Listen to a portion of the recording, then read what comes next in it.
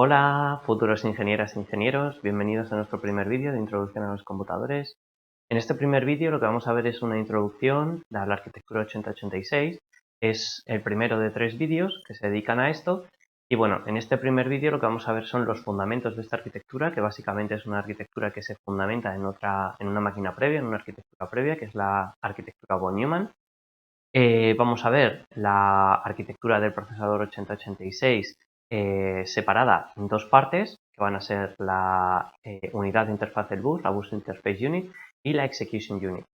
Esto nos va a permitir introducir nuevos conceptos, como son, por ejemplo, el concepto de pipeline, que sería básicamente pues, la ejecución paralela de partes del trabajo que tiene que realizar un computador. Bueno, la arquitectura von Neumann no fue descrita gráficamente por el propio von Neumann, sino que la describió textualmente en un paper. Y bueno, se divide en una serie de elementos, de unidades funcionales, que si alguna vez buscáis, por ejemplo, en el buscador de imágenes de Google, arquitectura von Neumann, veréis que los dibujos no siempre son idénticos, aunque tienen el mismo fundamento siempre. Bueno, nosotros hemos escogido este diagrama que aparece aquí a la derecha y básicamente en el diagrama podemos ver cómo una de las unidades principales sería lo que sería la CPU, que engloba dos unidades funcionales que serían la unidad de control y la unidad de proceso. La unidad de control sería pues la que se encarga de coordinar, de controlar los diferentes pasos para la ejecución de las instrucciones. Por otro lado, tendríamos la unidad de proceso, que sería la que se encargaría en sí de ejecutar las instrucciones. La unidad de control podríamos verla como la parte más controladora e inteligente del computador, mientras que la unidad de proceso se parecería más a lo que sería una calculadora, es decir, una vez que le llegan los datos, pues él va a saber si tiene que sumarlos, restarlos, dividirlos, y en la que le indica qué operación tiene que realizar realmente va a ser la unidad de control, esa que se encarga de realizar todas las gestiones, todos los sistemas de control necesarios para que las instrucciones se lleven a ejecución. Por ejemplo, pues si queremos capturar de la memoria un determinado dato que está en una determinada posición de memoria, pues la encargada de indicarle a la unidad de memoria, veremos ahora, que quiere recuperar un dato que está en una determinada posición de memoria, va a ser la unidad de control.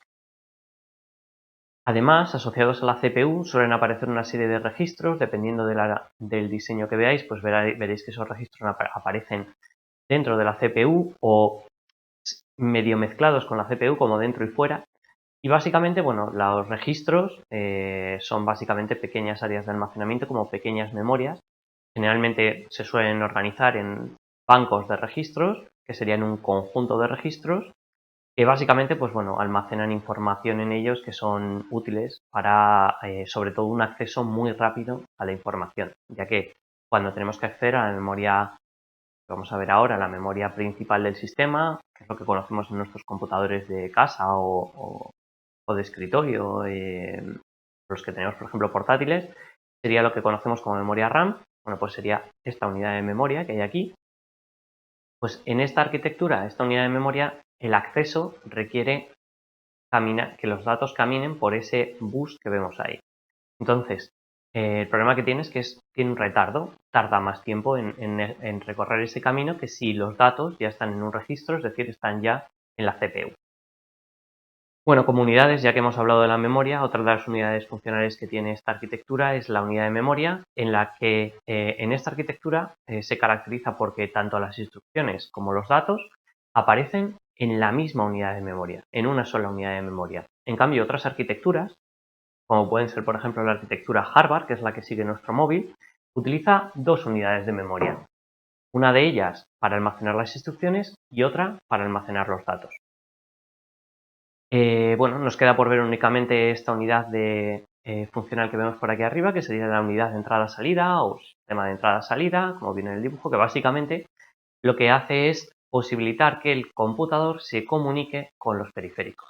Básicamente los periféricos pues, van a ser pues, sistemas de entrada o salida o de entrada-salida que nos van a permitir comunicarnos con el computador. Un teclado, un ratón, en el caso del móvil, pues, una pantalla táctil que sería de entrada y de salida. Bueno, vamos a ver una serie de conceptos básicos en esta diapositiva que nos van a permitir entender el resto de vídeos que veremos a continuación. Básicamente vamos a definir en ella una serie de conceptos como son las instrucciones, el lenguaje máquina, el lenguaje ensamblador, la relación que hay entre ellos, que es muy importante, y algunas definiciones relativas a lo que sería el código ensamblador o la generación de ejecutables. Bueno, básicamente, como instrucciones, pues vemos que podemos definirlas como el conjunto de órdenes que le damos al computador para que realice una serie de operaciones sobre un conjunto de datos, y existen muchos tipos de instrucciones. Aquí a la derecha os hemos puesto un pequeño gráfico que incluye pues, los tipos en los que se suelen categorizar. Una taxonomía de instrucciones en la cual pues, vemos que hay de transferencia de datos, aritmético-lógicas, sumas, restas, AND, OR, operaciones de tipo aritmético-lógico, de transferencia de control, de entrada-salida, que ya hemos hablado previamente de ellos, que serían básicamente interrupciones, y de control. Bueno, pues en la parte de abajo vamos a ver una relación que existe entre el lenguaje máquina, que es lo que vemos aquí, ¿vale? Que sería básicamente una codificación binaria, que aquí no la vemos en binario, en ceros y unos, porque está representada en hexadecimal, para que sea más corta, pero sabemos que para pasar de hexadecimal a binario es directo, son grupos de 4 bits. Pues bueno, básicamente esta codificación binaria de instrucciones contiene la información necesaria para especificar qué hace esa instrucción, ¿vale? Es decir, cuando el computador ahí lee BA0, B01, él entiende que eso lo puede dividir en trocitos, a lo que llamamos, en la fase que llamamos de codificación de la instrucción, en la cual la instrucción, que está dividida en un conjunto de campos, como serían, por ejemplo, el campo de operación, el campo de datos, que puede ser uno o más, y sigue un determinado formato, ¿vale? Pues lo que logramos es separar que, por ejemplo, la B significa una instrucción de transferencia de datos. AF implica que estamos hablando del registro que sea. Y el resto del dato implica que estamos refiriéndonos a una dirección de memoria. Bueno, pues eso costaría mucho codificar programas utilizando el lenguaje máquina, eso es lo que realmente entiende la máquina. Nosotros, para poder hacerlo de una manera más sencilla, vamos a utilizar lenguaje ensamblador, que es un lenguaje de muy bajo nivel, el más bajo nivel que existe, y ya vemos que la relación que existe entre el lenguaje máquina y el lenguaje ensamblador es 1 a 1, es decir, para cada instrucción en lenguaje máquina existe una instrucción en lenguaje ensamblador de manera unívoca, es decir, podemos a partir de ese lenguaje máquina sacar este lenguaje de ensamblador. Bueno, pues este lenguaje de ensamblador lo que realmente sería es una representación simbólica utilizando lo que llamamos mnemotécnicos, como por ejemplo mop, int, para no tener que acordarnos, por ejemplo, que CD, que sería la codificación hexadecimal del lenguaje máquina para especificar que queremos llamar a una interrupción, pues es mucho más sencillo acordarnos que eso se hace con la operación, la instrucción int. Bueno, otros dos conceptos que vamos a ver son el de directivas de ensamblador, que básicamente pues, bueno, sería la definición de la estructura y elementos que contiene un programa. Veremos que los programas están divididos en diferentes segmentos, que tiene que ver también con lo que comentábamos antes, sobre que las instrucciones y los datos están en una única memoria en la arquitectura von Neumann. Por lo tanto, en la máquina 8086 también lo van a estar. Y luego, bueno, un concepto de generación de ejecutable que básicamente, pues bueno, hay que distinguir que lo que llamamos generación de ejecutable suele tener dos procesos, aunque muchas veces nosotros simplemente hablamos de la compilación internamente. Bueno, existe otro proceso que es el linkado, que básicamente permitiría escribir en varios archivos que puedan ser compilados de manera separada y que después pueden ser linkados, unidos, para generar un único ejecutable. Bueno, vamos ahora ya sobre la arquitectura 8086, vamos a hablar de sus características básicas. Bueno, la arquitectura 8086 básicamente es una arquitectura que ha creado un antes y un después en lo que serían los computadores, ya que todos los PCs, los ordenadores, los computadores personales que tenemos actualmente se basan en esta arquitectura. El que tenga bueno, cuando he dicho todos, me refiero a todos los que están basados en esta arquitectura, que es lo más habitual. Por ejemplo, el que tenga un i5 está basado en esta arquitectura, el que tenga un i7 está basado en esta arquitectura, el que tenga un Core 2 Duo está basado en esta arquitectura. Cualquier ordenador, cualquier computador de la familia Intel y de otros fabricantes, como por ejemplo AMD, se basan en esta arquitectura. ¿Cuáles son las características básicas de esta arquitectura? Bueno, pues el 8086 fue el primer procesador de 16 bits de la familia x86 de Intel. A partir de ahí, pues tenemos el 286, el 386, el 586, que os sonará más por el nombre de Pentium, y a partir de ahí se utilizó el nombre Pentium de manera comercial, Pentium 2, Pentium 3, y después hemos pasado ya pues a otros nombres comerciales en el futuro. Lo bueno que tiene este sistema es que es retrocompatible, es decir, los programas que se hicieron en su día para el 8086, que fue el primero de esta familia, podríamos seguir manejándolos a día de hoy en nuestro i7 de última generación. Bueno, también tiene una serie de registros especializados que son de 16 bits, con lo cual es posible usar cualquier registro en cualquier instrucción. Perdón, tiene una serie de registros de 16 bits de uso general y una serie de registros de 16 bits de uso especializados, que básicamente hacen que no todos los registros se puedan utilizar en cualquier instrucción. Un ejemplo claro pues es, por ejemplo, el registro AX en la operación de multiplicación. Es obligatorio utilizarlo como uno de los operandos, no podemos elegir otro. Luego tiene un bus de datos de 16 bits y una cosa que llama mucho la atención, sobre todo porque no es potencia de 2, que hasta ahora los valores que hemos estado hablando, 16, son potencias de 2.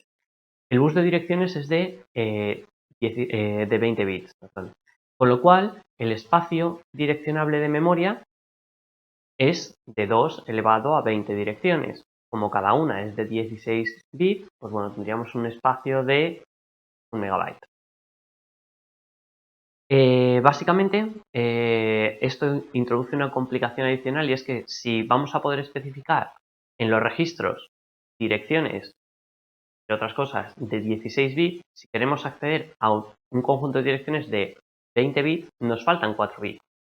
Entonces no podríamos acceder a toda la memoria. Entonces para eso, pese a que no lo creó la arquitectura 8086, lo cogió de otras arquitecturas que ya existían, lo que hizo fue crear un modelo de memoria segmentada para la máquina 8086, en la cual un programa se divide en 4 espacios de memoria, los que llamamos segmentos.